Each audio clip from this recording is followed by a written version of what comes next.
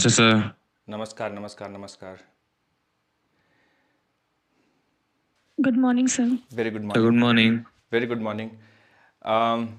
बच्चों मुझे आज आप लोग क्लास का अभी पता चला थोड़ी देर पहले, तो इसलिए थोड़ा सा समय लग गया। चलिए शुरू करते हैं। बात नहीं सर, अच्छा लग रही हो। धन्यवाद धन्यवाद। शुरू करते हैं बच्चों। तो कल हम लोगों ने प्रिज्म का डिस्कशन करना शुरू किया था, ऑलमोस्ट खत्म कर लिया था प्रिज्म को। Good morning sir. Good morning. बस थोड़ा बहुत डिस्कशन और बाकी है, वो भी हम लोग प्रिज्म के डिस्कशन करते हैं गुड और मॉर्निंग फिर sir. Very good morning very good morning very good morning. तो प्रिज्म में जहां से हम लोगों ने डिस्कशन छोड़ा था वहीं से कंटिन्यू करेंगे। तो आइए शुरू करते हैं। तो बच्चों एक क्विक रिवीजन करते हैं। पहले प्रिज्म में हम लोगों ने क्या क्या पढ़ा था लास्ट क्लास में, और उसके बाद आगे बात करते हैं। तो मान लीजिए कि कोई प्रिज्म है, ठीक है, और ये एंगल मान लीजिए ए है, ये एंगल बी है और ये एंगल सी है। एक रे, लाइट रे आती है, वो जाके टकराती है इस फेस से, रिफ्रैक्शन होता है और रे ऐसे निकल जाती है। मान लीजिए एक कंडीशन ले ली, तो इसमें प्रिज्म एंगल क्या हो जाएगा बच्चों? What will be prism angle for this case? अगर एक रे आके टकराती है ऐसे और रिफ्रैक्ट होके ऐसे चले जाती है, सी सी सी वाला will be the prism angle, है ना। मैंने थोड़ा सा प्रिज्म रे का डायरेक्शन, ठीक है। तो मान लीजिए ऐसे, दो हाँ रिफ्रैक्टिंग सरफेस के बीच का। हाँ, तो जो दो रिफ्रैक्टिंग सरफेसेस के बीच में एंगल होगा वही प्रिज्म एंगल होगा। तो इस केस में प्रिज्म एंगल हो जाएगा एंगल सी, ठीक है। उसके बाद हम लोगों ने बात करी थी एंगल ऑफ डेविएशन के लिए। तो एंगल ऑफ डेविएशन का फॉर्मूला क्या था बच्चों? What was the angle of deviation formula? I plus E minus A. I plus E minus ए।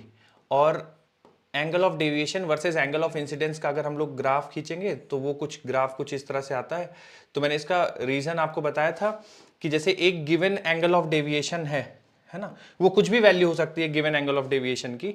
तो उसके लिए जैसे यहाँ पे दो एंगल ऑफ इंसिडेंस है, ठीक है। तो इसमें बच्चों मैंने कुछ आप लोगों को बताया था, क्या कोई बताना चाहेगा कि ये दो, ठीक है, दो एंगल ऑफ इंसिडेंस के लिए सेम एंगल ऑफ डेविएशन मिलता है। इसका मतलब इसको एक्सप्लेन कैसे किया था हम लोगों ने, क्या बताया था? और अगर एक को एंगल ऑफ इंसिडेंस है तो दूसरा वाला क्या बन जाएगा? अगर इसको एंगल ऑफ इंसिडेंस मानेंगे तो ये क्या बन जाएगा? कुछ इस तरह की एंगल बात। Of emergence. हाँ, एक को अगर एंगल ऑफ इंसिडेंस मानेंगे तो एक को एंगल ऑफ इमरजेंस बन जाता है सर। Very good. उसके बाद सर एक मतलब किसी पाथ रिट्रेस करती है वो। पाथ रिट्रेस करती है रेस, गिवन लैम्डा के लिए सर टू एंगल के लिए सर इंसिडेंस मतलब पॉसिबल हो रिट्रेस सकता है, कहते दो हैं। इंसिडेंस पॉसिबल है। बिल्कुल। तो जैसे इसको आप एंगल ऑफ इंसिडेंस मानेंगे तो ये एंगल ऑफ इमरजेंस बन जाएगा, इसको एंगल ऑफ इमर्जेंट इंसिडेंस होती है। मानेंगे तो पहला वाला इमरजेंस बन जाएगा, ठीक है। यस सर, और यस सर। सेम डेविएशन आपको मिलेगा उस केस पे भी। तो angle of deviation versus angle of incidence का ग्राफ कुछ ऐसा आता है। फिर उसके बाद बात की गई थी कि जो डेल्टा मिनिमम है डेविएशन मिनिमम के लिए, इसके लिए क्या कंडीशन हो जाती है बच्चों? किस कंडीशन के लिए डेविएशन मिनिमम मिलने लगता है? I1 इज बराबर ई हो जाता है। हाँ, आई एंगल ऑफ इंसिडेंस जब एंगल ऑफ इमरजेंस के बराबर हो जाएगा Yes, तब डेविएशन आपको मिनिमम मिलेगा। और मिनिमम डेविएशन का फॉर्मूला फिर हम लोग का क्या बन जाता है? Two I minus A. Two I minus A. 2i minus A, ये कहलाता है मिनिमम डेविएशन, ठीक है। तो Yes, जब sir. डेविएशन की वैल्यू मिनिमम डेविएशन के बराबर होगी तब angle of incidence angle of emergence बराबर हो जाएंगे, और मिनिमम डेविएशन की वैल्यू हो जाएगी 2i माइनस ए, ठीक है। उसके बाद मैंने आप लोगों को जो एक फॉर्मूला बताया था कि म्यू बराबर in terms of delta minimum, ऐसा करके कुछ फॉर्मूला था, बताएंगे क्या आप लोग?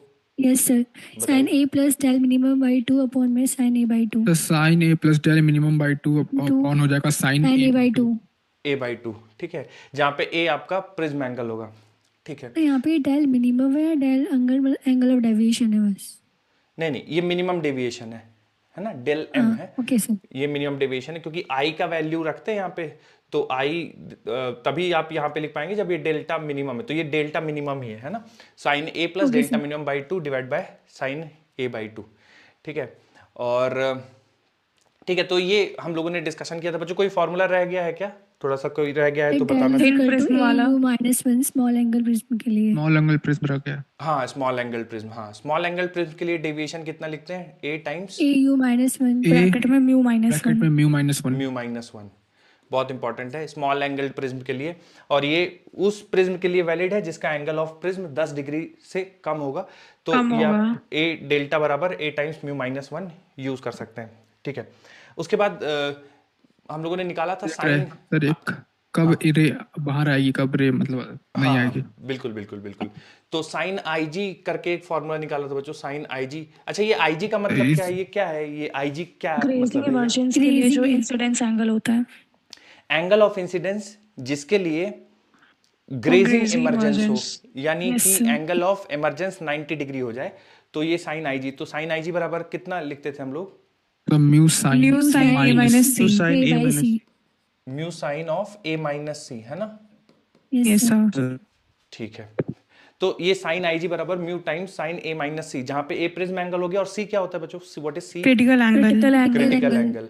तो सी, ये आप ऐसे याद रख लीजिए, साइन सी बराबर 1/म्यू, म्यू या रेयर सी अपॉन म्यू बराबर साइन कैंसिल। इनवर्स 1/म्यू, जैसा भी आप लोग को याद रखना है, ठीक है। और फिर मैंने आपको बताया था कि अगर एंगल ऑफ इंसिडेंस, दो कंडीशन बताया था कि एंगल ऑफ इंसिडेंस या तो आईजी से बड़ा हो या आईजी से छोटा हो। तो जब बड़ा होगा तो रे बाहर आएगी या नहीं बाहर आएगी? यस बाहर आ जाएगी सारी सर। रेज प्लीज कम हाँ, आउट। रे कम्स आउट, ठीक है। और अगर आई छोटा हुआ आईजी से, फिर क्या होगा? टी आई आर हो जाएगा। टीआईआर होगा सर। टी आई आर होगा, ray won't come out. T I R takes place and ray does not come out. तो जितना yes angle sir. Of incidence बड़ा होगा, रे के बाहर आने की टेंडेंसी उतनी ज्यादा होगी। फिर हम लोगों ने ये कहा था कि एंगल को बड़ा करते करते आप मैक्सिमम कहां तक ले जा सकते हैं? 90 डिग्री तक। अगर 90 डिग्री पे भी हम ऐसा कुछ बना दे प्रिज्म की रे बाहर ना आए, इसका मतलब किसी भी इंसिडेंस के लिए रे बाहर नहीं आएगी प्रिज्म के। तो उसके लिए हम लोगों ने फिर कंडीशन निकाली थी कि अगर मान लीजिए कुछ हिसाब से इस तरह से कुछ प्रिज्म है, ठीक है, और इसमें हम लोग एंगल ऑफ इंसिडेंस 90 डिग्री रख के रे को इंसिडेंट कराएं, ठीक है। तो फिर हम लोगों ने कंडीशन निकाली थी कि रे जाके ऐसे गिरे और अंदर ही रह जाए, ठीक है। तो इसके लिए कंडीशन क्या निकाली थी बच्चों? म्यू क्या द था? Mu greater than 1 by sine A by 2। Sine A by two. Mu greater than sine A by 2। Sine A by two. 1/sin a/2, है ना? तो अगर रिफ्रैक्टिव इंडेक्स और sin a/2 के बीच में ये रिलेशन है, तो रे बाहर नहीं आएगी। ठीक है, तो ये कुछ कंडीशन है। इसको इस तरह से भी लिखा जा सकता है कि sin a/2 ग्रेटर देन 1/म्यू, तो रे बाहर नहीं आएगी। तो जैसे मान लीजिए म्यू की कुछ वैल्यू दे दे आपको, कि मान लीजिए मैं म्यू की वैल्यू √2 ले लेता हूँ एक समझाने के लिए, म्यू का वैल्यू √2 ले लेता हूँ। तो म्यू जब √2 ले लेंगे तो ये 1/√2 बन जाएगा। तो साइन a/2 ग्रेटर देन 1/√2, तो ये बन जाएगा साइन इनवर्स 1/√2। तो a/2 greater than sine inverse 1/√2 का मतलब हो गया 45 डिग्री, ठीक है। तो a ग्रेटर देन 90 डिग्री, ठीक है। तो कहने का क्या मतलब है, अगर आपने मान लीजिए एक ऐसे मटेरियल को यूज करके प्रिज्म बनाया है जिसका रिफ्रैक्टिव इंडेक्स √2 है, और आपने उस प्रिज्म का प्रिज्म एंगल 90 डिग्री से ऊपर रख दिया है, तो फिर कोई भी इंसिडेंस हो जाए रे बाहर नहीं आएगी। अगर √2 रिफ्रैक्टिव इंडेक्स के मटेरियल का प्रिज्म बनाया है और आप चाहते हो कि उससे रिफ्रैक्शन के बाद रे बाहर आए, तो आप एंगल ऑफ प्रिज्म को 90 डिग्री से कम रखिए, है ना, 30, 60, 45 कुछ रखिए, तो आपको कुछ हद तक रेज में देखने को मिलेगा। लेकिन अगर रिफ्रैक्टिव इंडेक्स √2 का यूज कर रहे हैं और प्रिज्म एंगल को 90 डिग्री से ऊपर कर दिया है, तो किसी भी इंसिडेंस के लिए रे बाहर नहीं आएगी, सब जगह टोटल इंटरनल रिफ्लेक्शन हो जाएगा। तो ये कल हम लोगों ने इतना डिस्कशन कर लिया था प्रिज्म के बारे में। इसी को आगे थोड़ा सा कंटिन्यू करते हैं और डिस्कशन करते हैं इसी में। एक सवाल है बच्चों, देखिए थोड़ा सा आप लोग करिए, कल हम लोगों ने किया नहीं था इसको। ये किसी फॉर्मूले पे बेस नहीं है, जितना हम लोगों ने सीखा है, जो समझा है, उस पे बेस, उसके बेसिस पे है, कोई फॉर्मूला नहीं है इसके लिए। करिए 1 मिनट अटेम्प्ट, फिर मैं समझाता हूं।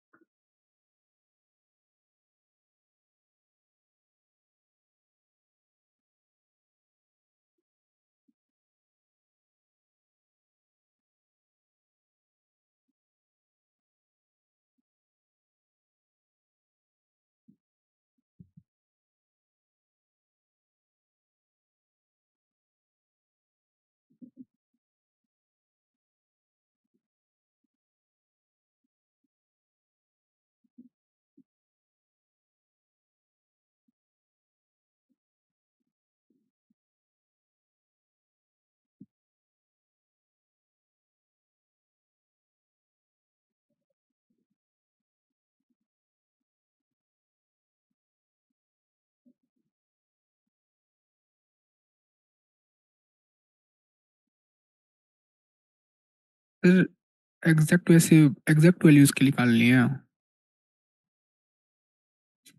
एग्जैक्ट तो नहीं, पर रेंज आएगी शायद।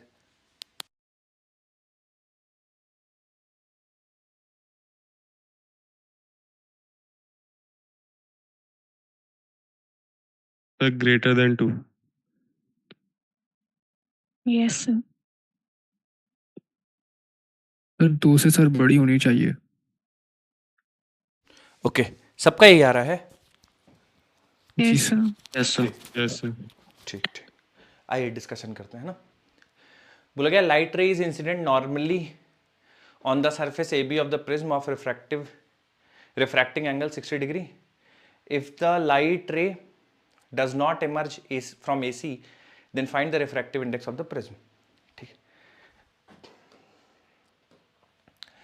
तो देखिए ये इस तरह से रे गिर रही है और हम मान लेते हैं इस एंगल ऑफ इंसिडेंस को I बोल देते हैं। ठीक है, तो अगर हम चाहते हैं कि रे बाहर ना निकले then I must be greater than critical angle. ठीक है, ओके। अब देखिए 60 डिग्री है, ये 90, 60 और ये एंगल बच जाएगा आपका 30 डिग्री। ठीक है, तो पूरा ये ऐसा 90, तो ये एंगल हो जाएगा 60 डिग्री। ठीक है, जो एंगल ऑफ इंसिडेंस होगा वो 60 डिग्री है। तो हम चाहते हैं कि जो I ग्रेटर देन C होना चाहिए, तो यानी जो 60 डिग्री है वो बड़ा होना चाहिए C से। C होता है साइन इनवर्स 1/μ।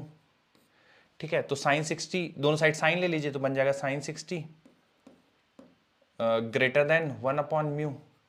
साइन 60 की वैल्यू हो गई √3/2 ग्रेटर देन 1/μ। ठीक है, तो म्यू ग्रेटर देन 2/√3 आना चाहिए।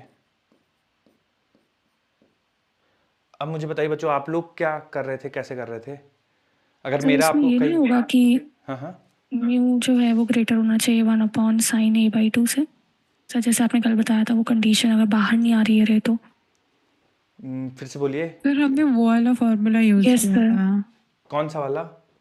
Mu greater then 1/sin A/2। Mu greater then 1/sin A/2। A/2।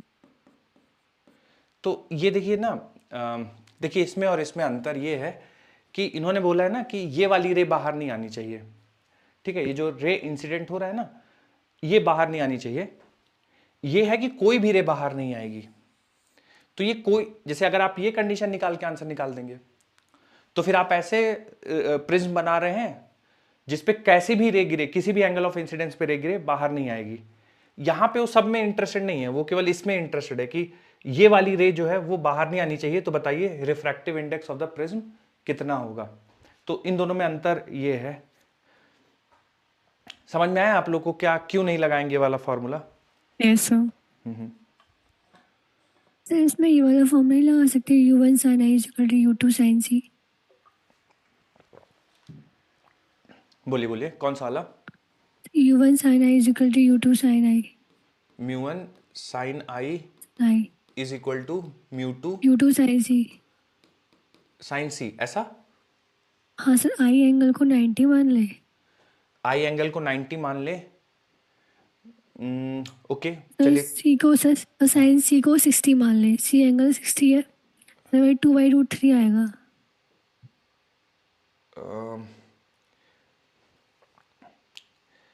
आप साइंस इसको C को 60 बोल रहे हैं, ऐसा? Yes sir, yes sir.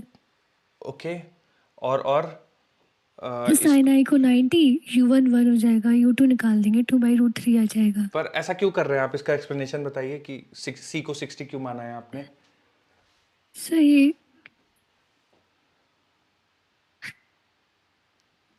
नहीं सर, एंगल ऑफ प्रिज्म दे रखा था ना 60, वही ये मैंने वाला सर प्रिज्म साइन एंगल दे से रखा है इसलिए आप इसको 60 बोल रहे हैं? Yes sir.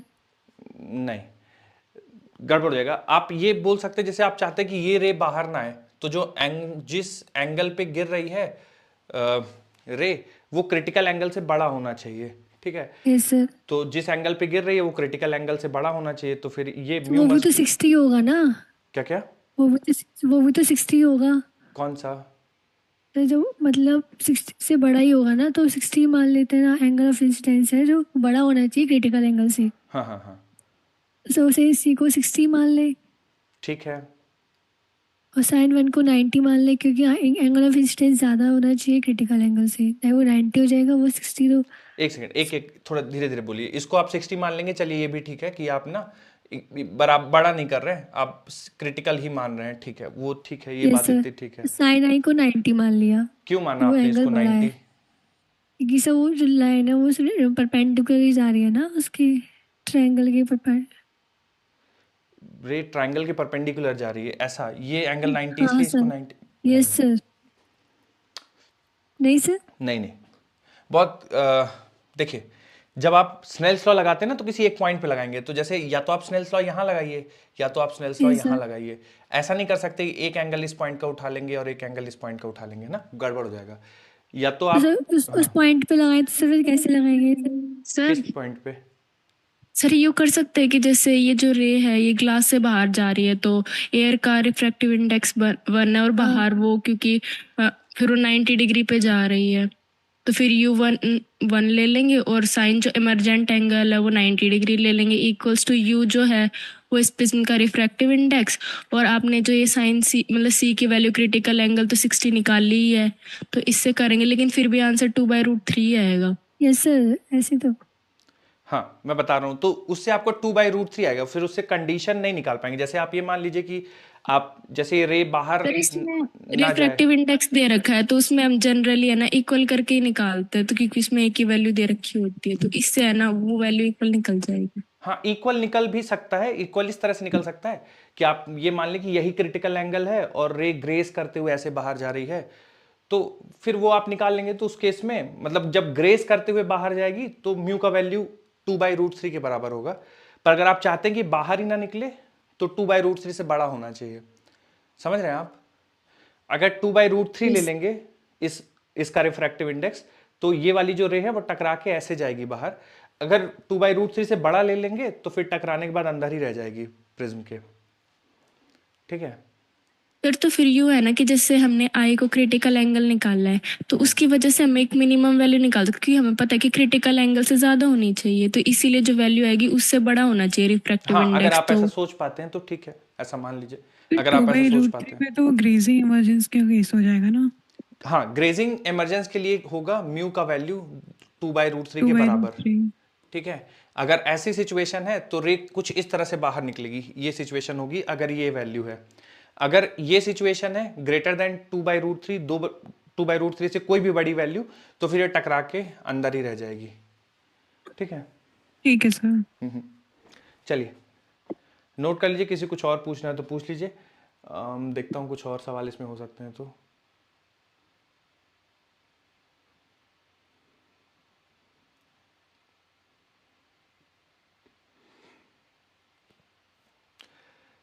एक और सवाल है बच्चों, लगा रहा हूँ, देखिए थोड़ा सा।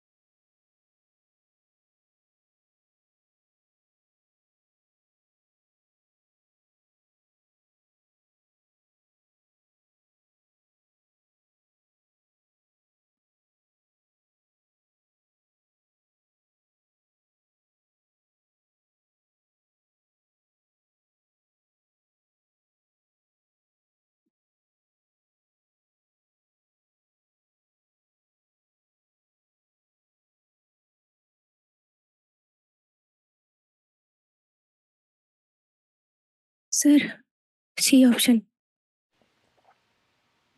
ठीक है, चलिए बच्चों, तो आइए डिस्कशन करते हैं। देखिए थोड़ा सा कह रहा है कि light rays incident at an angle of incidence I on one surface of a small angled prism. ठीक है, तो एक स्मॉल एंगल्ड प्रिज्म है, कुछ इस तरह से मान लीजिए। ठीक है, स्मॉल एंगल्ड प्रिज्म है, और तो देखिए स्मॉल एंगल्ड प्रिज्म में एंगल ऑफ प्रिज्म तो छोटा होता ही है, जिसकी वजह से एंगल ऑफ रिफ्रैक्शन भी छोटे हो जाएंगे और एंगल ऑफ इंसिडेंस भी छोटा रहेगा। फिर कह रहा है and emerges normally from the opposite face. तो जो भी रे गिर रही है वो नॉर्मली बाहर आती है from the opposite face. Opposite face से नॉर्मली मतलब रे कुछ इस तरह से बाहर आती होगी, कुछ इस तरह से, है ना, नॉर्मली तो कुछ इस तरह से रे बाहर आ रही होगी। ठीक है, अलोंग द नॉर्मल, है ना, नॉर्मल कुछ इस तरह से होगा। ठीक है, अलोंग द नॉर्मल रे कुछ इस तरह से बाहर आ रही होगी, तो ये नॉर्मल है, इसी के पैरेलल रे बाहर आ रही होगी, कुछ ये सिचुएशन होगी। ठीक है, और जो इस वाली सरफेस पे गिर रही होगी रे कुछ इस तरह से गिर रही होगी। ठीक है ना, तो ये रे कुछ इस तरह से गिर रही होगी, गिरने के बाद कुछ इस तरह से अलोंग द नॉर्मल रे जा रही होगी, है ना, ये कुछ सिचुएशन होगा। और इस पे आप परपेंडिकुलर, इस वाले पे परपेंडिकुलर ड्रॉप कर दीजिए। ठीक है, इस पे परपेंडिकुलर ड्रॉप कर दीजिए। ठीक है, तो ये हो गया आपका एंगल ऑफ इंसिडेंस आई, और ये हो गया एंगल ऑफ रिफ्रैक्शन आर। ठीक है, और देखिए एंगल ऑफ इमरजेंस इस केस में बच्चों जीरो हो जाएगा, है ना, क्योंकि नॉर्मली रे बाहर जा रही है, तो एंगल ऑफ इमरजेंस जीरो हो जाएगा। एंगल ऑफ इमरजेंस जीरो है और R2 भी जीरो हो जाएगा। ठीक है, क्योंकि जब परपेंडिकुलर गिरेगी तभी परपेंडिकुलरली बाहर चली जाएगी, है ना, तो R2 भी जीरो है, और हमें पता है कि R1 और R2 मिला के प्रिज्म एंगल के बराबर होता है। ठीक है, तो R2 का वैल्यू जीरो है, क्योंकि नॉर्मली रे को बाहर जाना है, तो R2 जीरो हो जाएगा, तो R1 बराबर A हो जाएगा। ठीक है, तो जो इसी को हम लोग R बोल रहे हैं। ठीक है, तो R बराबर हो जाएगा प्रिज्म एंगल के। ठीक है, अब यहाँ पे स्नेल्स लॉ लगा देते हैं। ठीक है, तो ये एयर में रखा हुआ है और refractive index of the prism को म्यू मान लेते हैं। तो इस पॉइंट पे स्नेल्स लॉ लगाएंगे तो हम लिखेंगे 1 इंटू साइन आई बराबर म्यू इंटू साइन आर। ठीक है, तो 1 into sine I is equal to mu into sine R. तो यहां से बच्चों अगर आप देखें तो साइन आई को लिख सकते हैं आई, बिकॉज स्मॉल एंगल्ड प्रिज्म है, तो आई और आर दोनों स्मॉल होंगे, और म्यू साइन आर की जगह म्यू इंटू आर लिख देंगे। ठीक है, तो आई और म्यू आर जो है वो ए के बराबर है, तो प्रिज्म एंगल ए लिख देंगे, तो आई बराबर म्यू टाइम्स ए। ठीक है, तो क्या पूछा गया हम लोगों से, angle of incidence is nearly equal to, तो angle of incidence mu A के बराबर हो जाएगा, बी ऑप्शन हो जाएगा। अब मुझे बताइए बच्चों, आप लोग क्या सोच रहे थे और कहाँ गड़बड़ हुआ, कहाँ तक पहुँच पाए थे, थोड़ा बताइए, तो मुझे अंदाज़ा लगे कि हम लोग कहाँ पे हैं, क्या मिस्टेक चल रही है, क्या दिमाग में चल रहा है आप लोगों के। अगर आप लोग कुछ और सोचें कोई बात नहीं, जरूरी थोड़ी कि इसी मेथड से किया जाए, कुछ तो और थर्ड किए हो। स्टेप तक सोच लिया था, कहाँ तक? थर्ड वाले तक। थर्ड स्टेप तक आ गए थे। ऐसा ठीक, गुड। और बच्चों किसी ने कुछ और सोचा हो कि नहीं सर हम ये वाला फॉर्मूला सोच रहे थे, या ऐसे भी तो हो सकता है सर कि ऐसे कैलकुलेट करें। देखिए डायग्राम बनाना बहुत इंपॉर्टेंट था इस सवाल में। तो ये देखिए, तो देखिए पिछले केसेस में बच्चों कुछ सवाल ऐसे आए हैं जहां पे आप डायरेक्ट फॉर्मूला लगा के हो सकता है चीज़ों को ना सॉल्व कर पाए। तो जो जो डेरिवेशन मैंने कराए हैं उनको थोड़ा सा दिमाग में रखिएगा। कुछ इंपॉर्टेंट मैंने बोले हैं, कुछ आपको इंपॉर्टेंट नहीं बोले हैं। जो इंपॉर्टेंट है, जैसे स्मॉल एंगल्ड प्रिज्म वाला डेरिवेशन इंपॉर्टेंट है, उसी से सवाल आ गया। ठीक, किसी को कुछ पूछना हो बच्चों तो पूछ लीजिएगा।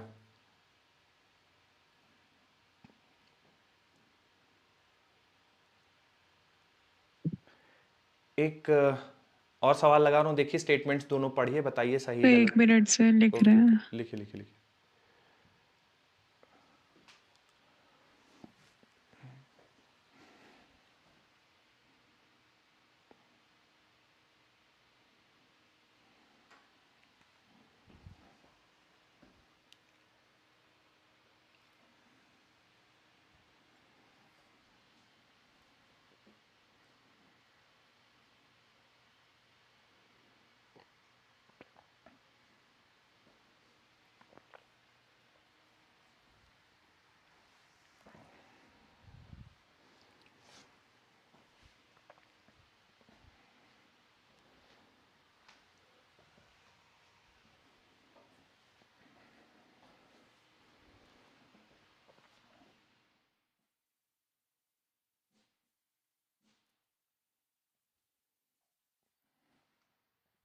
Done sir. ठीक, एक सवाल है बच्चों, इसमें स्टेटमेंट्स हैं, दोनों स्टेटमेंट्स एक बार पढ़िए और आप बताइए थोड़ा सा सही गलत।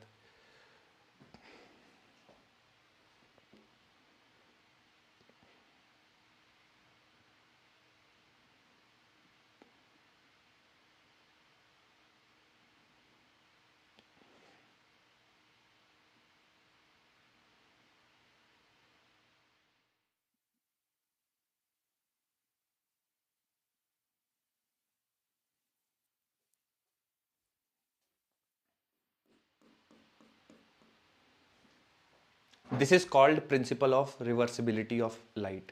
तो क्या लगता है The बच्चों आपको? first option. The first option. First first option. First option है ना बच्चों, दोनों स्टेटमेंट सही हैं। There exist two angle of incidence for the same magnitude of angle of deviation by a prism kept in air. तो ये वाला statement भी सही है।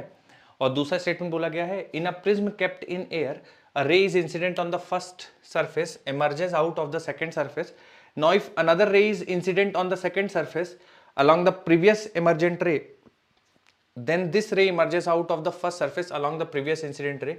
This is called principle of reversibility of light.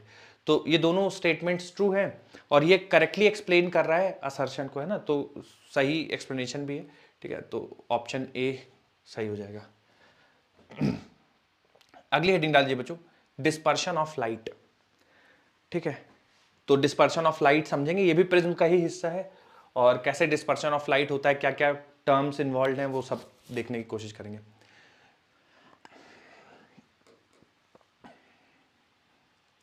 आइए,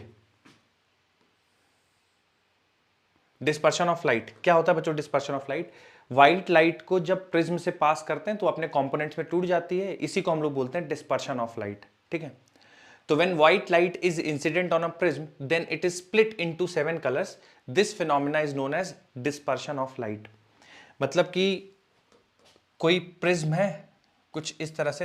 वैसे बच्चों ऐसा क्या होता होगा प्रिज्म के अंदर, या क्या वजह है कि जब व्हाइट लाइट को पास करते हैं प्रिज्म से तो अपने 7 कंपोनेंट्स में टूट जाती है? कोई बताना चाहेगा बच्चों कि सर ये होता होगा या इस वजह से 7 कंपोनेंट में रेस टूट जाती है?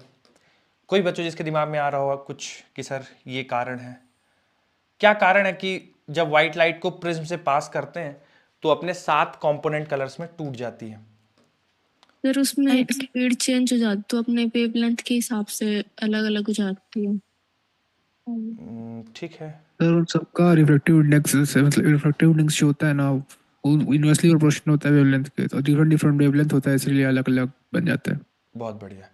ठीक है, तो कारण यही है बच्चों जो इन्होंने बताया कि देखिए white light is mixture of let's say 7 colours, है ना, और हर एक कलर का वेवलेंथ अलग अलग होता है, तो उसमें सारे वेवलेंथ एक साथ आते हैं तो व्हाइट दिख रही होती है। लेकिन जब वो प्रिज्म से पास करती है तो प्रिज्म का कुछ रिफ्रैक्टिव इंडेक्स होता है, लेकिन refractive index inversely proportional to wavelength है। ठीक है, refractive index inversely proportional to wavelength है। तो सर हम जो बोलते रहते हैं कि रिफ्रैक्टिव इंडेक्स 1.7 है, 1.5 है, वो किस कलर के लिए है सर? तो वो हम लोग येलो के लिए बोल देते हैं कि इतना रिफ्रैक्टिव इंडेक्स है, बाकी डिफरेंट डिफरेंट वेवलेंथ के लिए रिफ्रैक्टिव इंडेक्स अलग अलग होगा। तो म्यू इनवर्सली प्रोपोर्शनल टू 1/λ होता है, तो हर एक कलर के लिए रिफ्रैक्टिव इंडेक्स अलग अलग होगा। तो सर उससे क्या हो गया, मान लीजिए चलिए ये भी ठीक है कि हर एक वेवलेंथ के लिए अलग अलग रिफ्रैक्टिव इंडेक्स है, लेकिन उससे फर्क क्या पड़ा? उससे फर्क ये पड़ा कि जैसे आप डेविएशन निकालते हैं तो एंगल ऑफ डेविएशन का फॉर्मूला होता है a टाइम्स म्यू माइनस 1। ठीक है, तो आप यहां से देख पा रहे हैं कि deviation is directly proportional to refractive index और refractive index is inversely proportional to wavelength. तो यहां से हम लोग क्लब करके लिख सकते हैं कि deviation is inversely proportional to wavelength, यानी जितना ज्यादा वेवलेंथ होगा डेविएशन उतना कम होगा, जितना कम वेवलेंथ होगा डेविएशन उतना ज्यादा होगा। इसलिए विबग्योर में जो मुझे बता सकते हैं कि जैसे आप वायलेट से रेड की तरफ जाते हैं तो वेवलेंथ बढ़ता है या वेवलेंथ घटता है? जब वायलेट से रेड की तरफ जाते हैं इंक्रीज करता है, इंक्रीज होता है। वेवलेंथ इंक्रीज करेगा। अगर वेवलेंथ इंक्रीज करेगा तो वायलेट से रेड जाने में वेवलेंथ इंक्रीज करेगा तो एंगल ऑफ डेविएशन घटेगा, यानी रेड कलर में डेविएशन सबसे कम प्रोड्यूस होगा और वायलेट कलर में डेविएशन सबसे ज्यादा प्रोड्यूस होगा, और बाकी जो कलर्स होंगे उनमें उनका जो डेविएशन होगा इन दोनों के बीच में होगा। ठीक है, तो मैं जैसे आपसे बोलूं तो रेड कलर का ये original path of the white light, ये original path of white light, ठीक है, और ये रिफ्रैक्शन के बाद रेड कलर कुछ इस तरह से जाएगा, वॉयलेट कलर कुछ इस तरह से जाएगा। तो जो ये वाला डेविएशन है, ये डेविएशन इन रेड कलर है, और ये वाला जो डेविएशन है, ये डेविएशन इन वॉयलेट कलर है। ठीक है, तो चूंकि दोनों में डेविएशन अलग अलग है और हर कलर में डेविएशन अलग अलग होगा, इसलिए वो 7 अपने कंपोनेंट कलर्स में टूट जाती है। ठीक है, तो यही फिनोमेना कहलाता है डिस्पर्शन।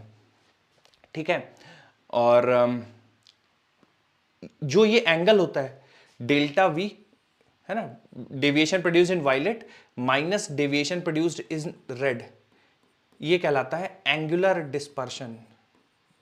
ये कहलाता है एंगुलर डिस्पर्शन, एंगुलर डिस्पर्शन। ठीक है, तो जैसे आप डेविएशन प्रोड्यूस्ड इन वायलेट लिखेंगे तो आप ऐसे लिखेंगे A times refractive index for violet colour -1 minus deviation produced in red लिखेंगे तो refractive index of red -1 into prism angle. ये कहलाएगा आपका एंगुलर डिस्पर्शन। सो थीटा से लिख देते हैं हम इसको, एंगुलर डिस्पर्शन को। तो जब आप इसको सिंप्लीफाई करेंगे बच्चों तो आपको दिख रहा होगा कि ये A into mu V minus A, ठीक है, और इधर से माइनस से ब्रैकेट ओपन करेंगे तो म्यू आर प्लस A, है ना, A इंटू म्यू आर और प्लस A। यहाँ से देखिए क्या क्या कैंसिल हो जाएगा, -A प्लस A कैंसिल हो जाएगा, A कॉमन ले लेंगे तो ब्रैकेट के अंदर आ जाएगा mu V minus mu R. ये कहलाता है एंगुलर डिस्पर्शन। तो angle of prism into refractive index of prism for violet colour minus refractive index of prism for red colour, ये कहलाता है आपका एंगुलर डिस्पर्शन। ठीक है, तो जितना डेविएशन प्रोड्यूस हुआ वायलेट में और जितना डेविएशन प्रोड्यूस हुआ रेड में, अगर उनको सब्ट्रैक्ट कर देंगे तो कहलाता है एंगुलर डिस्पर्शन। तो बच्चों आप पहले लिखेंगे dispersion of line, main heading पड़ेगी, क्या होता है डिस्पर्शन वो लिखेंगे, रीजन ऑफ डिस्पर्शन लिखेंगे, फिर एंगुलर डिस्पर्शन समझाएंगे। इतनी चीजें लिख लीजिए, फिर आगे बढ़ते हैं।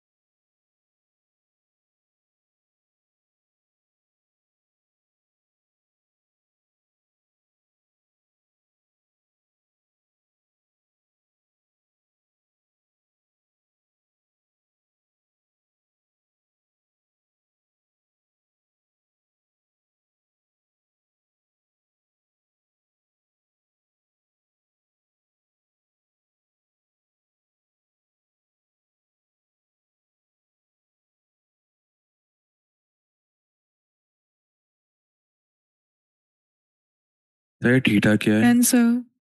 थीटा एंगुलर डिस्पर्शन है।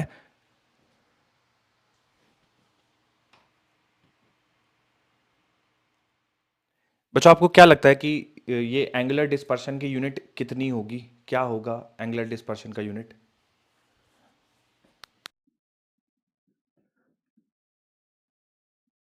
बताना चाहे बच्चों एंगुलर डिस्पर्शन का यूनिट?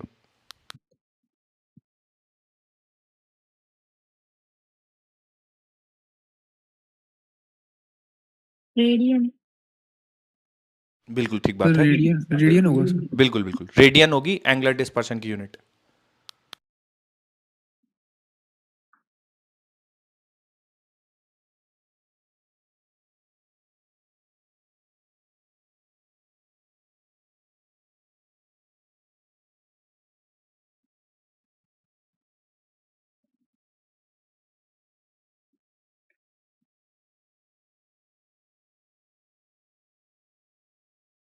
लिख लीजिएगा तो बच्चों बताइएगा, फिर अगला करेंगे हम। Done sir.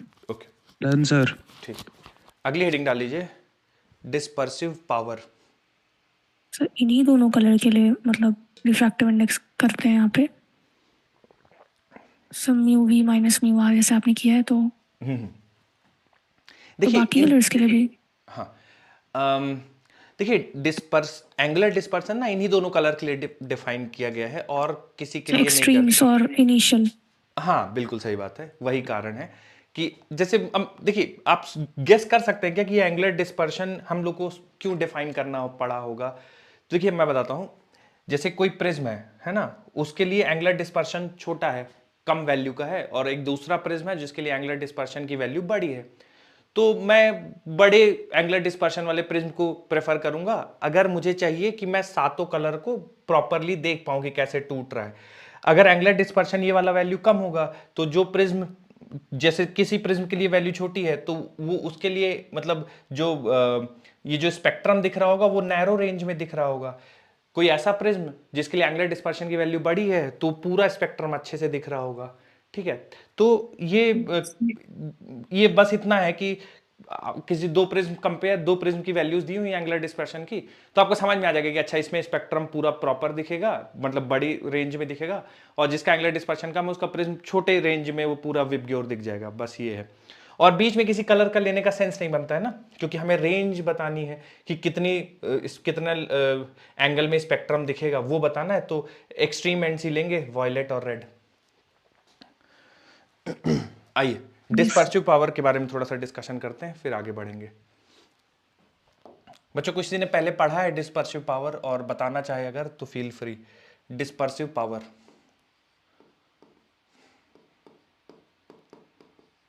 डिस्पर्सिव पावर, ठीक है। देखिए नाम से कंफ्यूज नहीं होइएगा, पावर लिखा हुआ है पर वो वॉट उससे कुछ लेना देना नहीं है। डिस्पर्सिव पावर हम लोग डिफाइन करते हैं, ओमेगा से इसको प्रेजेंट करते हैं, और it is equal to angular dispersion divided by mean deviation. Mean deviation, ठीक है। तो डिस्पर्सिव पावर हम लोग डिफाइन करते हैं angular dispersion divided by mean deviation, ठीक है। तो एंगुलर डिस्पर्शन अभी हम लोगों ने जो आपके सामने अभी सबने डिराइव किया है, थीटा जो है a times refractive index for violet colour minus refractive index for red colour, ठीक है। मीन डेविएशन, अब सर ये मीन डेविएशन क्या होता है, तो आइए थोड़ा सा मीन डेविएशन के बारे में बात कर लेते हैं। तो बच्चों ये जब वॉयलेट से आप रेड जाते हैं तो बीच में विब ग्योर वॉयलेट ऑरेंज और फिर रेड आता है, ठीक है। तो जो येलो कलर है ना, इसमें जो डेविएशन प्रोड्यूस होता है उसको हम लोग बोल देते हैं मीन डेविएशन, ठीक है। तो यहाँ पे कहीं पे येलो कलर कुछ ऐसे मान लीजिए आ रहा होगा, ठीक है, येलो कलर कुछ ऐसे आ रहा होगा, ये येलो कलर है, तो हम बोलते हैं कि येलो कलर में जो डेविएशन प्रोड्यूस हुआ है ना, deviation produce in yellow colour, ये मीन डेविएशन होगा। क्योंकि आप खुद ही सोचिए, व्हाइट लाइट को आपने भेजा, 7 अलग अलग कलर में टूट गई। अब आपसे पूछा जाए कि बताइए इस व्हाइट कलर में, इस व्हाइट लाइट में डेविएशन कितना प्रोड्यूस हुआ, तो आप क्या आंसर करेंगे? क्योंकि रेड में अलग प्रोड्यूस हो रहा है, वॉयलेट में अलग प्रोड्यूस हो रहा है, ग्रीन में अलग प्रोड्यूस हो रहा है, इंडिगो में अलग प्रोड्यूस हो रहा है। तो हम लोग मीन डेविएशन बोलेंगे कि जो येलो में डेविएशन प्रोड्यूस हो रहा है सॉरी, जो येलो में डेविएशन प्रोड्यूस हो रहा है वही मीन डेविएशन प्रोड्यूस्ड है व्हाइट लाइट में।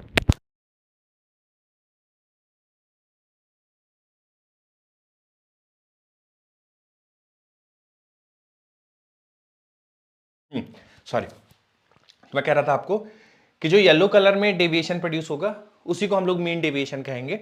बाकी क्योंकि देखिए अलग अलग कलर में तो वैसे अलग अलग डेविएशन है, तो येलो कलर में जो डेविएशन प्रोड्यूस हो रहा है उसको हम लोग बोलेंगे कि वो मीन डेविएशन है, मतलब वो ऑन एन एवरेज है, सारे कलर्स में जो डेविएशन प्रोड्यूस हुआ उसका एवरेज है।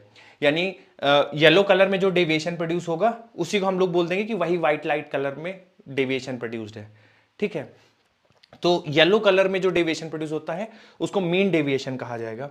तो मीन डेविएशन को हम लोग लिख लेंगे a times deviation produced in yellow colour, तो ये बन जाएगा a times mu Y minus 1। तो ऊपर नीचे से ये कैंसिल हो जाएगा, एंगल ऑफ प्रिज्म, तो डिस्पर्सिव पावर की वैल्यू आ जाएगी mu V minus mu R divided by mu Y minus 1। अब अगला सवाल कि सर ये डिस्पर्सिव पावर क्यों डिफाइन किया गया है, होता क्या है सर डिस्पर्सिव पावर? देखिए डिस्पर्सिव पावर अगर आप बच्चों ध्यान से दीजिए, देखिए तो रिफ्रैक्टिव इंडेक्स पे ही डिपेंड कर रहा है ना, refractive index of violet, refractive index red, refractive index yellow, इस पे प्रिज्म एंगल का कोई रोल नहीं है। यानी डिस्पर्सिव पावर सोली मटेरियल की प्रॉपर्टी है, ठीक है।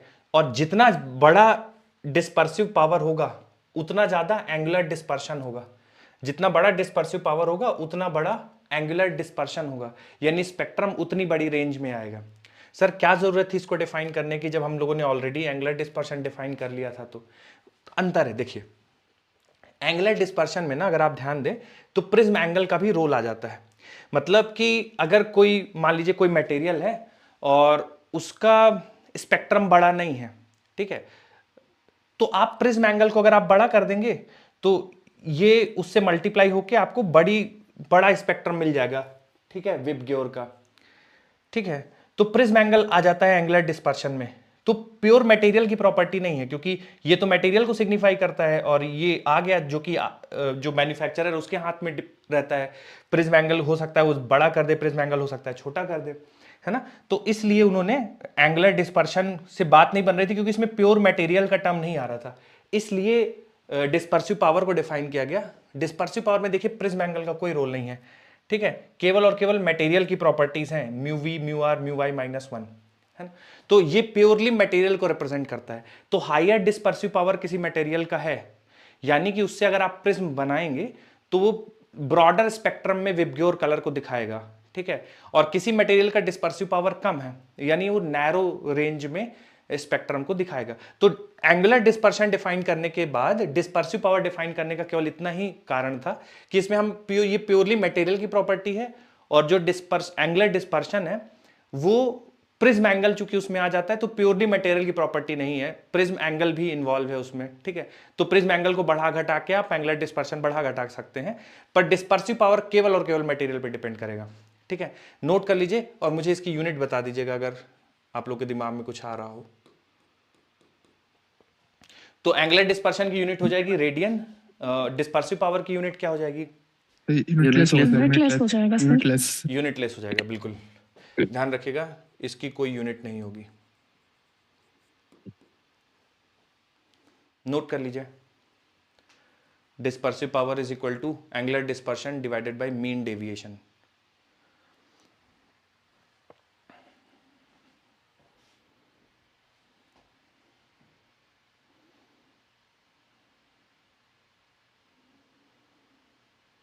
Done sir. ठीक है।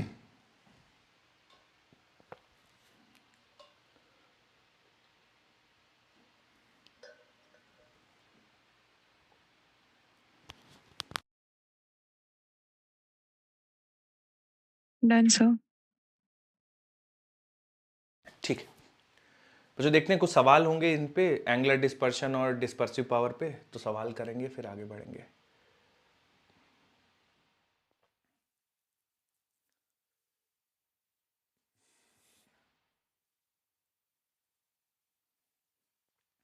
बच्चों मैं लगा रहा हूं एक सवाल, देखिए थोड़ा सा।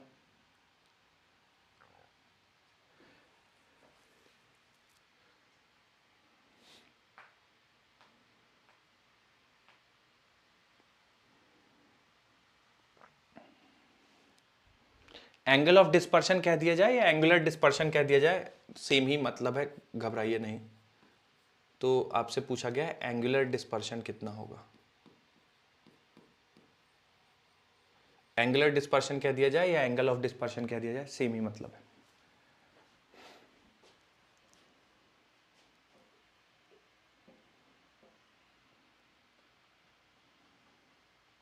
तो 0.09। ओके, अब इसमें बच्चों घबराइए नहीं कि म्यू सर इसमें तो म्यू वी तो दिया ही नहीं गया है, ब्लू दिया गया है, उसी को आप लेके कर दीजिएगा सॉल्व। 0.09 रेडियन। ओके,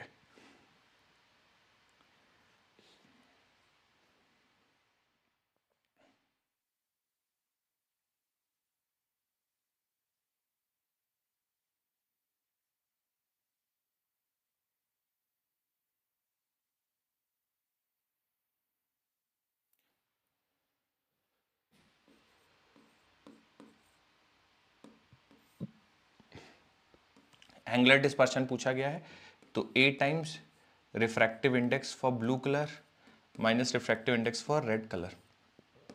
तो प्रिज्म एंगल 5 डिग्री है और म्यू बी 1 पॉइंट कह रहा है, अच्छा म्यू बी 1.659 है और म्यू आर 1.641 है। ठीक है, पर जब इनको सब्ट्रैक्ट किया आप लोगों ने तो कितना मिला आपको? जब ये 1.659 में से 1.641 को सब्ट्रैक्ट किया तो So 0.018. 0.018. बिल्कुल 0.018 मिल जाएगा। फिर 18 पंचे 90 और 9 3 डिजिट में डेसिमल, तो 0.09 आ रहा था क्या बच्चों आप लोग का भी? इस 0.09। यही आ रहा था. ठीक है, और ये क्या लगाएंगे यूनिट आगे क्या लिखेंगे? 0.09 रेडियन. रेडियन। क्या रखना चाहिए बच्चों? 0.09। देखिए बच्चों, ये एंगल जो प्रिज्म एंगल दिया हुआ है ना, वो डिग्री में दिया हुआ है, तो आपने एक्चुअल में ये डिग्री में ही तो रखा है ना, तो ये भी इस डिग्री पे में ही डिग्री हो आएगा। जाएगा. हाँ, अगर आपका प्रिज्म एंगल रेडियन में दिया होता तो फिर ये रेडियन में लिख देते 0.09, तो अभी तो डिग्री में रहेगा 0.09 डिग्री।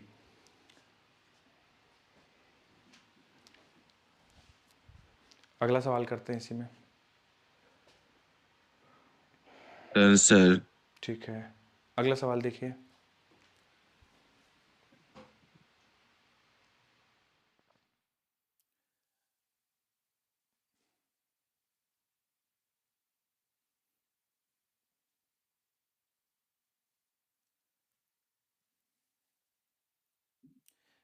जो इसमें डिस्पर्सिव पावर पूछ दिया गया है, और डिस्पर्सिव पावर का फॉर्मूला अगर आप लोग को याद हो तो डिस्पर्सिव पावर हम लोग बोल रहे थे mu V minus mu R divided by mu Y minus 1। तो बच्चों अब क्या करना चाहिए इसमें? तो म्यू वी तो दिया हुआ है, म्यू आर भी सर दिया हुआ है। अब म्यू वाई निकालने के लिए ना सर इन दोनों को प्लस करके बाई 2 कर दीजिए. बहुत बढ़िया, एवरेज ले लेंगे बच्चों, है ना, क्योंकि जो मीन अगर दे रखे सवाल में म्यू आई की वैल्यू डायरेक्ट, तो डायरेक्ट सब्स्टिट्यूट कर दीजिए। नहीं दे रखा है, एक्सट्रीम वाले दे रखे हैं, तो उनका एवरेज ले लीजिएगा, वो आपका म्यू वाई हो जाएगा। ठीक है, तो जैसे कि mu V minus mu R, तो 1.52 माइनस 1.51 और ये -1 एज इट इज, और इनका एवरेज लेना पड़ेगा, तो 1.52 प्लस 1.51 डिवाइडेड बाई 2। ठीक है,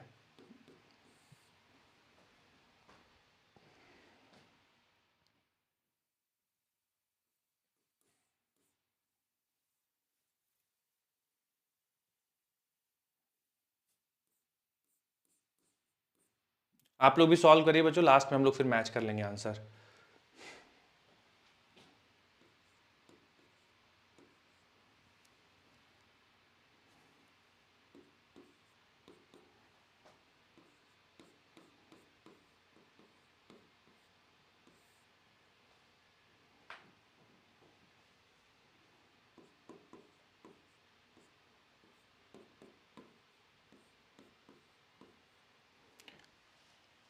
to divide by 103। 0.0194. 0.0194. Okay,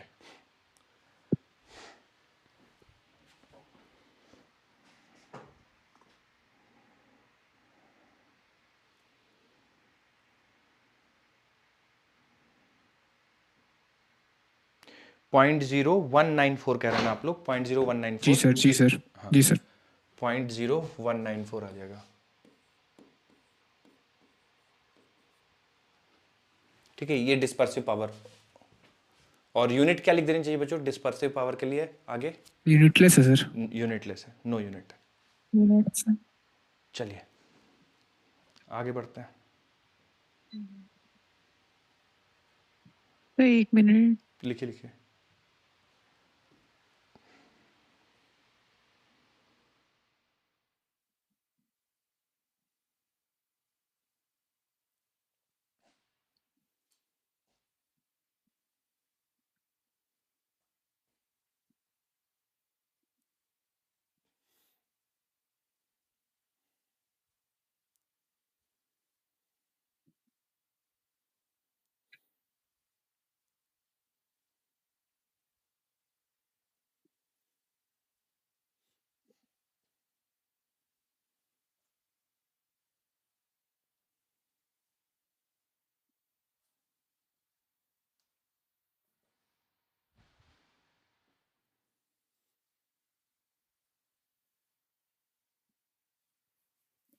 done sir. ठीक, चलिए अब ये हो गया बच्चों बेसिक डिस्पर्सिव पावर क्या होता है, एंगुलर डिस्पर्शन क्या होता है, ये सब हो गया। अब हमें प्रिज्म को कंबाइन करना है, ठीक है, और दो प्रिज्म को एक साथ रखने हैं। जैसे कि हम चाहते हैं कई बार कि डिस्पर्शन ना प्रोड्यूस हो, ठीक है, केवल डेविएशन हो, या हो सकता है कई बार कि डिस्पर्शन हो कोई डेविएशन ना हो। तो दो कंडीशन आप लोग को थोड़ा सा दिमाग में रखनी, मैं दोनों को डिराइव करा देता हूं आपको। तो अगली हेडिंग डाल दीजिए, combination of prism for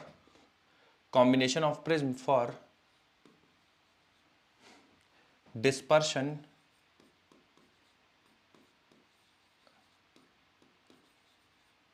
without deviation. Dispersion without deviation मतलब डिस्पर्शन हो जाए, combination of prism for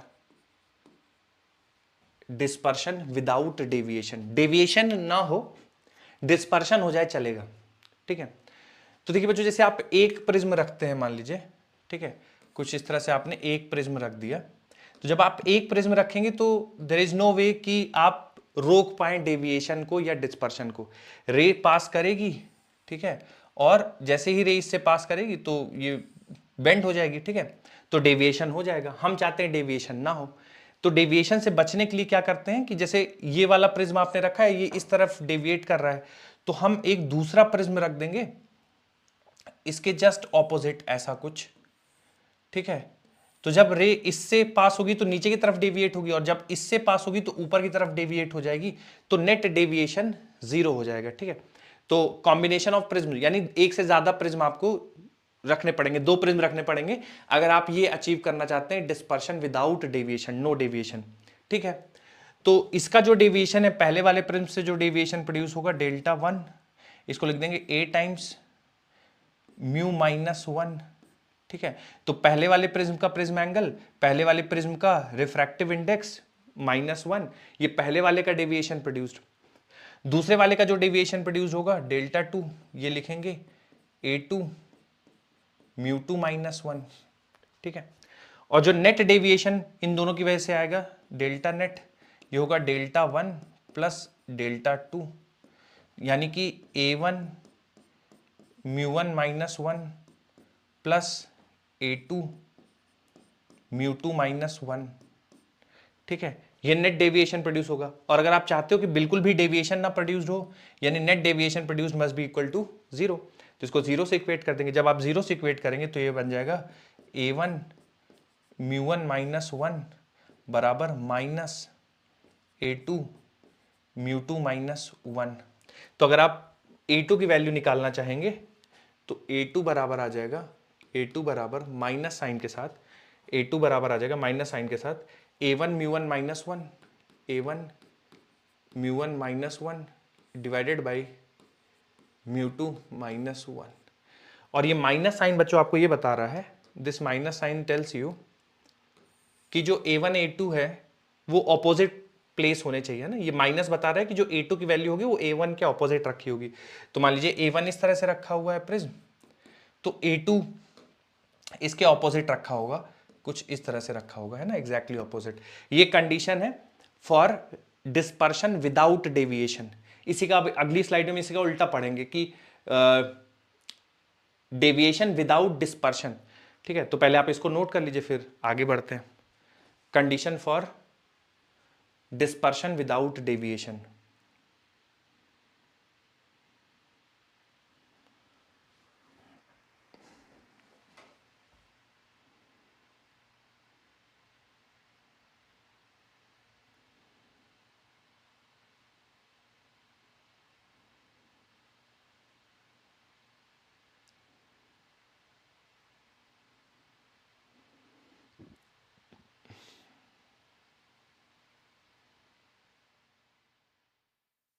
sir बोलिए। आपने जो हेडिंग लिखी है ना, उसमें जो सबसे पहला है वो वर्ड लिखा है ना, वो क्या लिखा है, कॉम्बिनेशन या फिर कंडीशन? हाँ, कॉम्बिनेशन मैंने पहले बोला था, कॉम्बिनेशन ही रहने दीजिए, ठीक है। Combination for dispersion without deviation मतलब प्रिज्म कैसे रखे जाएं, प्रिज्म का कॉम्बिनेशन क्या हो कि डिस्पर्शन मिले पर डेविएशन ना हो, तो ये कंडीशन होगी तो डिस्पर्शन मिलेगा लेकिन डेविएशन नहीं होगा। तो ये स्मॉल एंगल प्रिज्म के लिए है ना? हाँ, पर सवाल में ऐसा नहीं भी बोले और ऐसी कंडीशन हो तो आप यही वाला फॉर्मूला लगा लीजिएगा, ठीक है। ठीक है सर।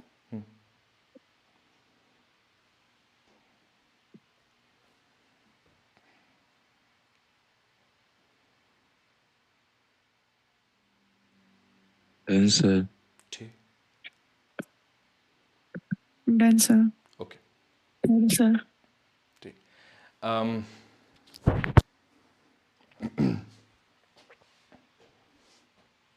अगली हेडिंग डाल लीजिए बच्चों, चेंज कर रहा हूं स्लाइड।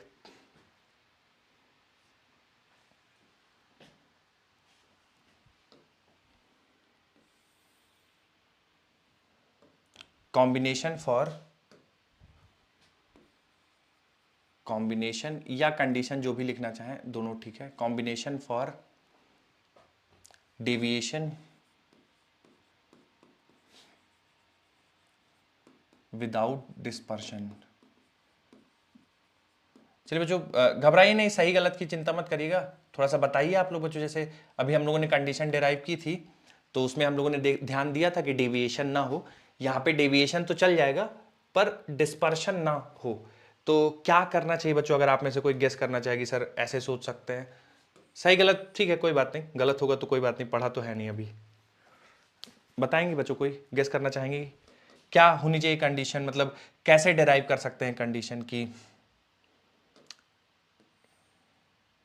सर अगर जो U1 है वो U2 को कैंसिल कर दो। हाँ हाँ, बोलिए बोलिए। एंगल ऑफ डिस्पर्शन दोनों इक्वल हो जाए। एंगल ऑफ डिस्पर्शन इक्वल हो जाए, बहुत बढ़िया।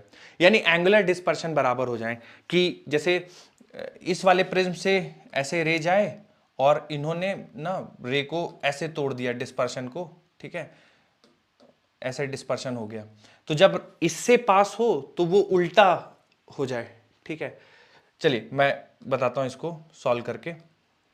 तो dispersion produced bye angular dispersion produced by first one, तो इसको आप ऐसे लिखेंगे θ1 बराबर A1, ब्रैकेट के अंदर लिखेंगे mu V 1 minus mu R 1, और angular dispersion produced by the second one θ2, ये लिखेंगे आप A2, ब्रैकेट के अंदर mu V 2 minus mu R 2। बच्चों ये म्यू वी 1 का मतलब आई होप समझ गए होंगे आप लोग कि refractive index for violet colour of prism 1, इसी तरह से refractive index of violet colour for prism 2, ठीक है। और आप चाहते हैं कि कोई भी एंगुलर डिस्पर्शन ना प्रोड्यूस हो, तो इन दोनों के कॉम्बिनेशन की वजह से net angular dispersion theta net लिखेंगे, तो हो जाएगा θ1 प्लस θ2, ठीक है।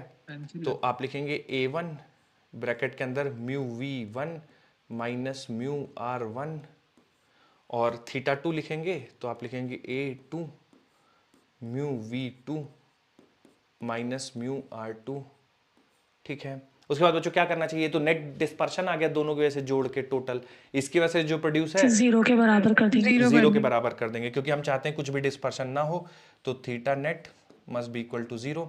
जैसे ही आप 0 से इक्वेट करेंगे तो आप लिख सकते हैं A1 mu V1 minus mu R1 बराबर minus A2 mu V2 minus mu R2, ठीक है। तो फिर आप यहाँ से वैल्यू निकाल सकते हैं। A2 का मान लीजिए वैल्यू निकालना है, तो A2 बराबर आ जाएगा minus A1 mu V1 minus mu R1 divided by mu V2 minus mu R2। Negative sign बता रहा है कि एक दूसरे के ऑपोजिट डायरेक्शन में प्लेस होने चाहिए प्रिज्म, एक दूसरे के ऑपोजिट प्लेस होने चाहिए प्रिज्म, तब आप ये अचीव कर पाएंगे। नोट कर लीजिएगा बच्चों, फिर इस पे कुछ सवाल करेंगे और आगे बढ़ेंगे।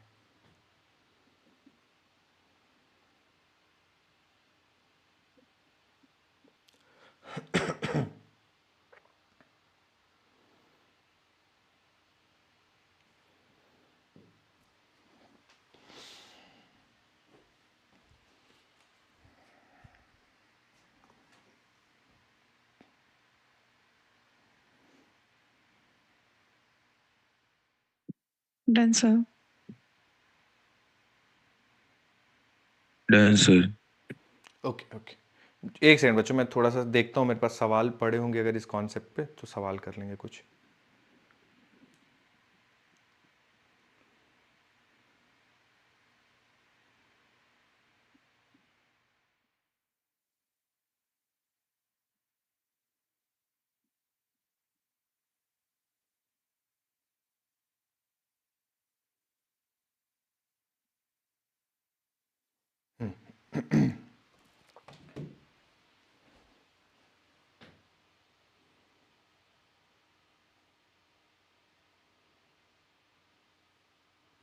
मुझे देखिए, तो एक सवाल करते हैं इसी पे।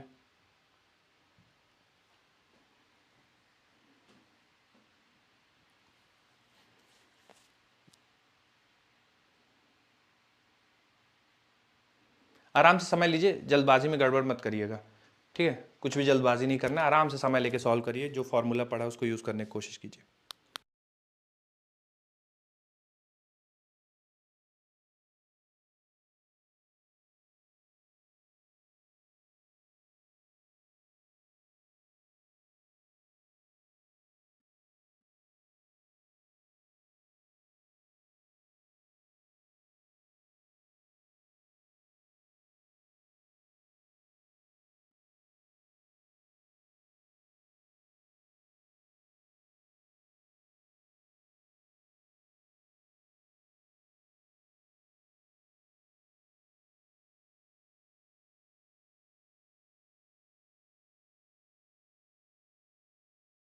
The second option.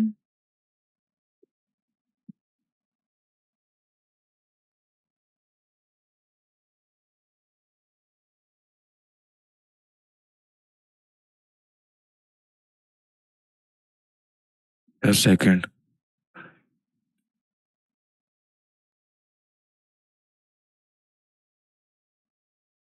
The second option. Okay,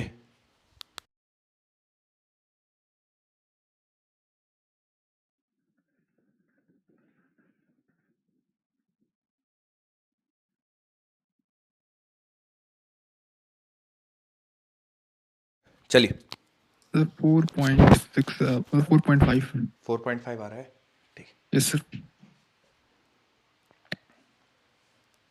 कह रहा है thin prism P1 with angle 6 degree made up of glass of refractive index 1.54 is combined with another prism P2 made from glass of refractive index 1.72 produce dispersion without deviation। तो deviation नहीं चाहिए, तो पहले वाले prism का refractive index A1 into mu one minus one बराबर होगा A2 into mu two minus one. तो A2 का वैल्यू चाहिए तो रख देते हैं। तो पहले वाले प्रिज्म का 6 डिग्री दिया हुआ है, म्यू वन है 1.54 माइनस वन, तो 0.54 बच जाएगा, और नीचे बच जाएगा आपके पास 1.72 माइनस वन यानी 0.72 बच जाएगा। तो ये A2 का वैल्यू आ जाएगा। निगेटिव साइन के बारे में बच्चों परेशान मत होइएगा, क्योंकि निगेटिव आपको क्या बताता है, ये निगेटिव साइन जो हम लोग लगाते हैं वहाँ पे ऑपोजिटली अपोजिट प्लेस्ड है है। रखा हुआ है Direct. प्रिज्म। हाँ, एक दूसरे के ऑपोजिट डायरेक्शन में रखने चाहिए, वही उसका सिग्निफिकेंस है। तो निगेटिव से बहुत ज़्यादा आप लोग परेशान होने की ज़रूरत नहीं है। अब हटा दीजिए बच्चों इसका डेसिमल।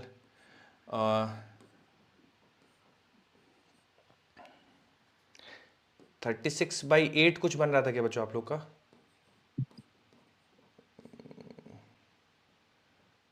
एक सेकंड, मैंने कुछ गड़बड़ कर दी शायद, एक मिनट, है ना? 54 और 72 है ना, तो So 54 है। 9/2 बनेगा. हाँ, 72, तो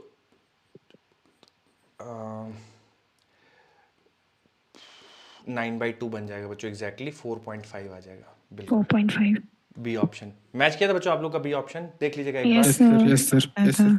ठीक ठीक, आइए अगला सवाल करते हैं, और इसमें कुछ होगा, एक सेकंड, ये देखिए।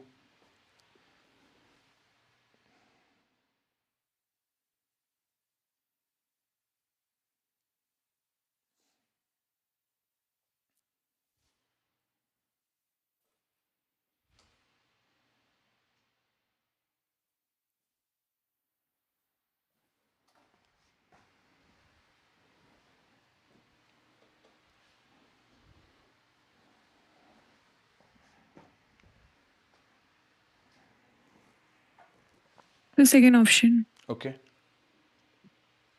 Sir, second option. The second option. ठीक है बच्चों, इसमें भी कुछ अलग सा नहीं है, जो सवाल में सिचुएशन गिवन है सेम है सर, बस वैल्यू अलग अलग है। वैल्यूज अलग हैं बिल्कुल। तो जैसे हमें A2 की वैल्यू निकालनी है, तो A1 यानी पहले वाले का प्रिज्म एंगल 15 डिग्री है, तो आप वो लगा दीजिए। अब बच्चों देखिए, इसमें आप वो मत करिएगा ना कि सर इसमें तो थिन एंगल प्रिज्म नहीं लगना चाहिए, लगा दीजिएगा सवाल में, क्योंकि एक ही फॉर्मूला आपको पता है, तो वही कंडीशन लगा दीजिएगा, ठीक है। और म्यू -1 तो 0.5 बच जाएगा, और नीचे डिवाइडेड बाई 1.75 -1 तो ये 0.75 हो जाएगा। आप डेसिमल हटा दीजिए, 25 2 25 3 3 5 10 डिग्री आंसर आ जाएगा, ठीक है। तो ये आंसर आ जाएगा। अच्छा सर, आपने तो वही वाले करा दिए कि सर विदाउट डेविएशन, एक इसका उल्टा करा दीजिए सर कि डेविएशन विदाउट डिस्पर्शन की कंडीशन। देखिए उसके आने के चांसेस बहुत कम हैं। कारण क्या है बच्चों कि अगर आप लोग देखें विदाउट डिस्पर्शन वाला, तो उसमें देखिए कैसा फॉर्मूला बनता है। उसमें बनता है A1 mu V1 minus mu R1 बराबर A2 mu V2 minus mu R2। तो सवाल बनाने के लिए देखिए इसमें कितने इन्वॉल्व है, 1 2 3 4 माइनस 5 भूल 6 गए। 6 चीजें माइनस इन्वॉल्व भूल है। गए सर। तो 6 में से कम 5 बताएगा, तब वो आपसे छठवीं चीज पूछ पाएगा। तो अगर सवाल में 5 वैल्यूज देगा, तो पहले प्रिज्म का एंगल ये, उसके लिए वॉयलेट कलर के लिए रिफ्रैक्टिव इंडेक्स ये, रेड कलर के लिए रिफ्रैक्टिव इंडेक्स ये, दूसरे का फिर ये सारी वैल्यू, फिर जाके वो सवाल बना पाएगा। तो हालांकि एक आध बार कहीं पूछा गया है, पर चांसेस बहुत कम है। चांसेस आपके ज़्यादातर इन दोनों में से इसी वाले फॉर्मूले के बनने के ज़्यादा हैं, क्योंकि ईजी है ना, 2 वैल्यूज 3 वैल्यूज देके आपसे पूछा जा सकता है। इसमें बहुत मुश्किल होगी, पर अगर आ गया तो फिर सीधा साधा, और कोई आपको बहुत ज़्यादा कॉम्प्लिकेटेड चीज़ नहीं कराएंगे, सीधा आप वैल्यू सब्स्टिट्यूट करके आंसर निकाल लीजिएगा, ठीक है। चलिए, यस सर। तो ये बच्चों Yes, हम लोग का, हाँ बोलिए बोलिए, बताइए, कुछ पूछ रहे हैं कोई? No sir. ठीक, चलिए अगली हेडिंग डालिए, ऑप्टिकल इंस्ट्रूमेंट्स।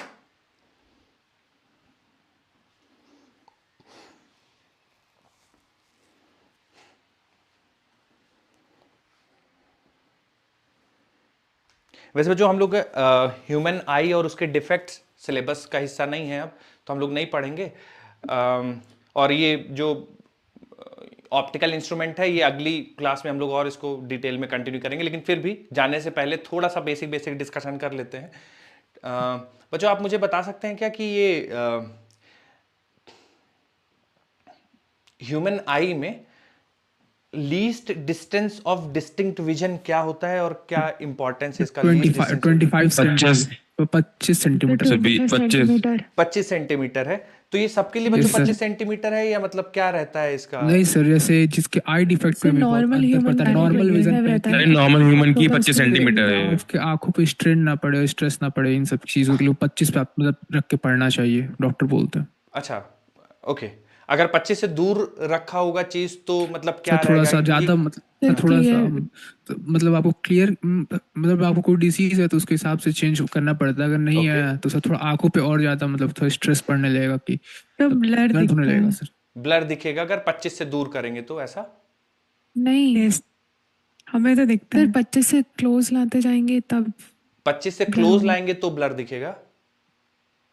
सर जो नॉर्मली है ना, मतलब रिलैक्स स्टेट में हम 25 सेंटीमीटर में सबसे आराम से देख सकते हैं। जैसे अगर उससे दूर तक देखेंगे तो फिर हमारी आंखों पे थोड़ा ज्यादा रिलैक्सेशन होगा, और थोड़ी पास से देखेंगे तो थोड़ा ज्यादा कॉन्ट्रैक्शन होगा मसल्स में, यानी कि एक रिलैक्स्ड पोजीशन में हम सिर्फ 25 सेंटीमीटर पे देख सकते हैं। अच्छा चलिए, मतलब देख तो दूर भी सकते हैं और पास भी देख सकते हैं, लेकिन उस पर थोड़ा आंखों पे जोर पड़ता है। अच्छा ओके, मतलब आप 25 के बियॉन्ड भी देख सकते हैं, 25 से पहले भी देख सकते हैं, पर 25 पे ये है कि आंखों पे जोर नहीं पड़ता है, इसलिए वो least distance of distinct vision कहलाता है। यही बात है Yes, बच्चों, sir, आप yes. सारे Yes, सहमत sir. हैं इससे? जी सर, जी सर। देखिए चलिए बढ़िया, मैं थोड़ा सा और इसमें आपको ऐड ऑन करता हूँ ना, थोड़ी चीज़ें को समझनी ज़रूरत है आप लोग को। देखिए जो ह्यूमन आई का, अच्छा आप लोग बताइएगा बच्चों इस चीज़ का आंसर कि ह्यूमन आई मैक्सिमम कितनी दूर के ऑब्जेक्ट्स को देख सकती है? मैक्सिमम कितनी? इंफिनिटी सर इन्फिनिटी, है ना, कोई सीमा नहीं है उसकी। कारण क्या है कि जैसे आप अब लाइट ईयर्स दूर कुछ स्टार्स हैं, फिर भी आप उनको देख पा रहे हैं, ठीक है, इसका मतलब है कि कोई सीमा नहीं है उसकी, इन्फिनिटी तक ह्यूमन आई देख सकती है चीजों को, ठीक है। फिर आप चीजों को क्लोज लाने लगिए, ठीक है। अब आप हम तो ये तो पता चल गया कि इन्फिनिटी है, मतलब कोई ऑब्जेक्ट अगर इनफाइनाइट डिस्टेंस की दूरी पे भी रखा है तो भी हम उसको देख सकते हैं। लेकिन क्या पास आने में भी ऐसा है कि एकदम बिल्कुल पास भी रख दोगे आंख के No, तब भी हम sir. चीजें देख पाएंगे? No, sir. तब ऐसा नहीं है। No sir, no sir. तो जैसे से नहीं, sir. ऑब्जेक्ट को पास लाते गए तो देखा गया कि 25 सेंटीमीटर से पास जैसे ही ऑब्जेक्ट को लाते हैं, कुछ कुछ आंखों के लिए हो सकता है थोड़ा वैल्यू कम हो, है ना, कुछ के लिए 26 हो, नॉर्मल ह्यूमन आई की ही बात कर रहा हूं, डिफेक्ट वाली नहीं, तो उसके लिए हो सकता है 26 हो, कुछ के लिए हो सकता है 25 से थोड़ा सा कम हो, 24 सेंटीमीटर तक भी दिक्कत ना हो। लेकिन ये माना गया ऑन एन एवरेज ह्यूमन आई में कि अगर आप पास लाते जाओ ऑब्जेक्ट को 25 सेंटीमीटर तक तो कोई तकलीफ नहीं होगी। 25 सेंटीमीटर से आप अंदर ऑब्जेक्ट को रख दोगे तब भी ह्यूमन आई किसी तरफ फोकस करके देख तो लेगी, बट आपको आंखों में पेन फील होने लगेगा, फिर वो, है ना, बहुत देर तक उस स्टेट में नहीं रह सकती है। तो हमने बोला कि 25 सेंटीमीटर तक रिलैक्स्ड है आंख, उसके बाद लाओगे तो हो सकता है फोकस करके वो दिखा दे, लेकिन बहुत देर तक वो देख नहीं पाएगी, ठीक है। तो 25 सेंटीमीटर से जैसे ही आप अंदर किसी ऑब्जेक्ट को प्लेस करते हैं तो फिर वो एक तकलीफ का कारण हो जाता है, फिर वो आप उसको अच्छे से नहीं, हाँ, लेकिन इनफाइनाइट दूरी के ऑब्जेक्ट को भी आंख बहुत अच्छे से देख सकती है, उसमें ना आंखों में दर्द होगा, कोई प्रॉब्लम नहीं होगी, है ना। 10 मीटर पे रखा हो, 100 मीटर पे रखा हो, इनफाइनाइट दूरी पे रखा हो, आंखों में कोई स्ट्रेन नहीं आएगा। लेकिन 25 सेंटीमीटर से कम दूरी पे अगर आप किसी चीज को रख देंगे तो आंखों में स्ट्रेन आने लगता है। तो आंखों का फार पॉइंट कोई फिक्स नहीं है, फार पॉइंट मतलब मैक्सिमम कितनी दूरी तक देख सकते हैं, तो वो फिक्स नहीं है। लेकिन हाँ, नियर पॉइंट फिक्स है, जिसको हम लोग बोलते हैं least distance of distinct vision, ठीक है। तो अगर उससे कम करेंगे तो फिर आंखों में स्ट्रेन आना शुरू हो जाता है, ठीक है, क्योंकि 25 सेंटीमीटर पे आंख मैक्सिमम अपने आप ये मान लो ट्रेंड सिचुएशन पे है 25 पे, उससे भी और लाओगे तो फिर आंखों में पेन शुरू हो जाएगा, ठीक है। तो हेडिंग डाल लीजिए बच्चों, ऑप्टिकल इंस्ट्रूमेंट्स, और उसी में 1-2 लाइन हम लोग थोड़ा सा लिखते हैं, फिर आगे बढ़ेंगे। लिख लीजिए,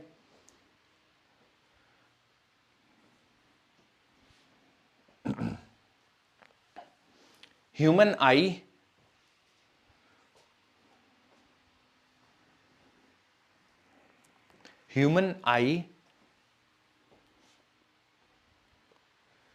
has far point, human eye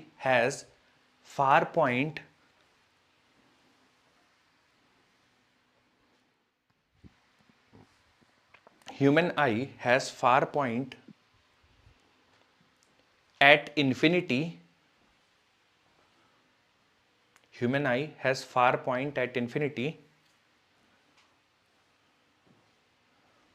and near point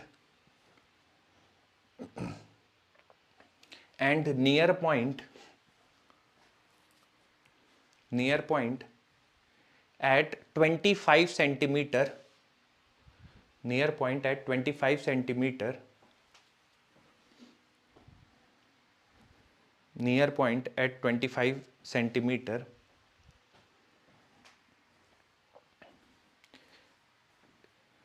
comma, this distance also called as least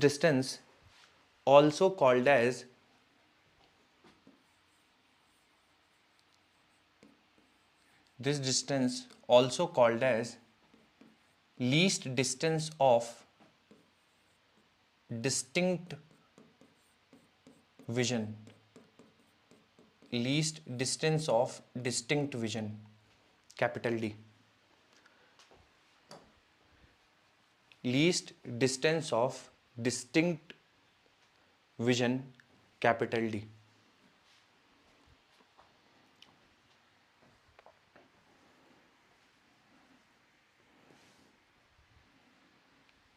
Yes, sir. ठीक है बच्चों, अब ये इसके बाद हम लोग पढ़ेंगे सिंपल माइक्रोस्कोप, कंपाउंड माइक्रोस्कोप और टेलीस्कोप। तो वो हम लोग अगली क्लास में कंटिन्यू करते हैं। मिलते हैं हम लोग फिर अगली क्लास में। Thank you, sir. Thank you. Sir हाँ बोलिए। हेलो बोलिए सर, अगर मान हम लोग जो प्रिज्म है ना, हाँ अगर उसका एक साइड हम लोग मान लीजिए अगर वो कर दें, मतलब सिल्वर मिररिंग कर दें, तब हाँ। कैसे उसका म्यू निकालेंगे सर? म्यू कैसे निकालेंगे? म्यू जैसे तो मान चेंज लीजिए नहीं सर होगा सिल्वरिंग करके। नहीं नहीं जैसे मान लीजिए सर एक मेरा एक प्रिज्म है, तो उसमें से था उसका ऐसे दिया हुआ क्वेश्चन ऐसे दिया है, given prism upon surface is silvering, so the lambda relation between the prism of mu and lambda, हाँ सर ये दिया, मतलब सर म्यू और लैम्डा के बीच का रिलेशन पूछा हुआ है प्रिज्म के, अगर एक साइड का मिररिंग कर देते हैं तो। म्यू और लैम्डा का रिलेशन पूछा गया है। Yes sir. ठीक ठीक है, अब मिलता हूं मैं आप लोगों से अगली क्लास में, फिर डिस्कशन कर लेंगे टुवर्ड्स एंड। ठीक है। ठीक है सर।